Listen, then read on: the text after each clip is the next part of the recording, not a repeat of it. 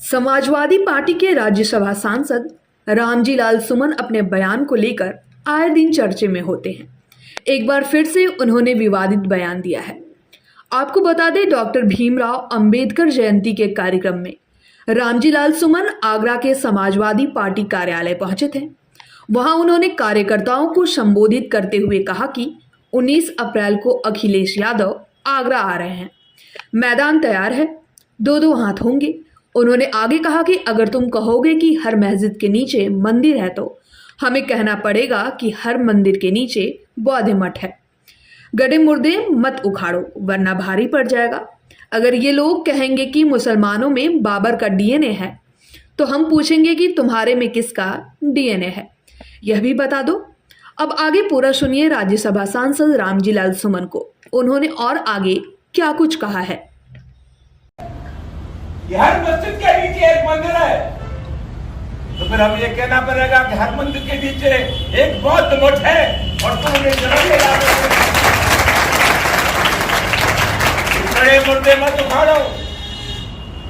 गड्ढे बड़े उखाड़ोगे तो भारी पड़ जाएगा। अभी बौद्ध गया में आंदोलन चल रहा है, क्या बात का आंदोलन चल रहा है। वक्त का कानून हमारे देश में आया और कहा गया 3 हिंदुओं के नुमाइंदे भी इस वक्त में रहेंगे। जैन धर्म है, सनातन धर्म है। अगर कोई टेस्ट बनता है किसी मजहब का, धर्म का, तो उसी मजहब के लोग उसमें रहते हैं। वक्त में 3 सनातनी रहेंगे, क्यों रहेंगे? वक्त और इस्लाम को मानने वालों का है। बौद्ध गया में क्या आंदोलन चल रहा है? वो जो बौद्ध मठ है उसमें हिंदुओं के नुमाइंदे हैं, कलेक्टर उसका संरक्षक है। और बड़ी लंबे समय से ये मांग हो रही है कि इसकी इंतजामिया कमेटी में बौद्ध होने चाहिए। बौद्धों को नहीं रखा जा रहा है। समाजवादी पार्टी की है जो बैठक हो रही है, जो बाबा साहब डॉक्टर अम्बेडकर को याद कर रही है, इस बैठक के मार्फत हमें संदेश देना चाहिए बौद्ध भिक्षुओं को। गया के बौद्ध मठ में सिर्फ बौद्ध होने चाहिए। हम संदेश देना चाहिए, घबराओ मत। समाजवादी पार्टी का एक एक कार्यकर्ता तुम्हारे साथ है। पीडीए हमारा नारा है। और आजकल जो लड़ाई चल रही है वो लड़ाई पीडीए की है। कुछ लोग सामंती डेमोक्रेसी के लोग हैं। अभी परसों एक बैठक हुई तो तलवार हथियार थोड़ा मैंने पढ़ा है, खाएंगे भी दो तलवार। छतरी का धर्म तो गरीब की इमदाद कर रहे हैं, मदद कर रहे हैं। ये पास में भरतपुर, यहाँ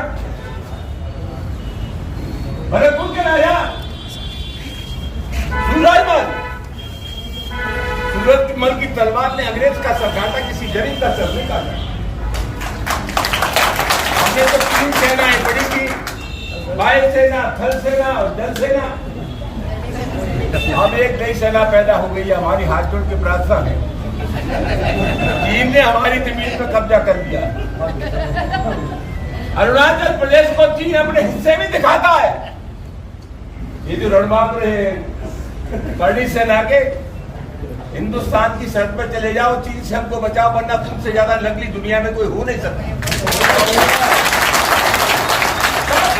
हिंदुस्तान की जमीन चीन से, वरना तुम नकारा कहे जाओ।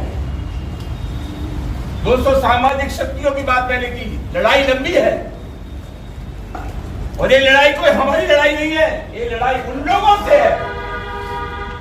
मुख्यमंत्री न रहने के बाद जिन लोगों ने गंगा जल से अखिलेश यादव जी का मकान धुलवाया, ये लड़ाई राजस्थान की विधानसभा में तो नेता प्रतिपक्ष का दलित एक मंदिर में चला गया, उसको गंगा जल से धुलवाया गया। आज ही एक दलित नौजवान को मार डाला गया। हम चाहते हैं जाति का धर्म न हो। ये लड़ाई उन लोगों से है तो हिंदुस्तान के मुसलमानों को बाबर की औलाद बताते हैं। हम कहना चाहते हैं, जब जब इस देश की दाव पर लगी है, हिंदुस्तान के मुसलमान ने साबित कर दिया है कि देश की मिट्टी से जितनी मोहब्बत हिंदू को है, उससे कम मोहब्बत मुसलमान को। तो लड़ाई लंबी है, इसलिए तो हमने कह दिया कि हिंदुस्तान के मुसलमान ने तो कभी बाबर को अपना आदर्श नहीं माना, तो मोहम्मद साहब को अपना आदर्श मानते, दूसरे संतों को मानते। तो हमें पूछ लिया कि जब तुम बाबर को कहोगे कि ये मुसलमान बाबर का डीएनए है, तो तुमने किसका डीएनए जो रखा? कोई तो रायता फैला हुआ है इधर। दोस्तों, आगे आने वाले समय में समाजवादी पार्टी के राष्ट्रीय अध्यक्ष श्री अखिलेश यादव की 19 अप्रैल को आ रहे हैं। लड़ाई का मैदान तैयार होगा, दो हाथ होंगे।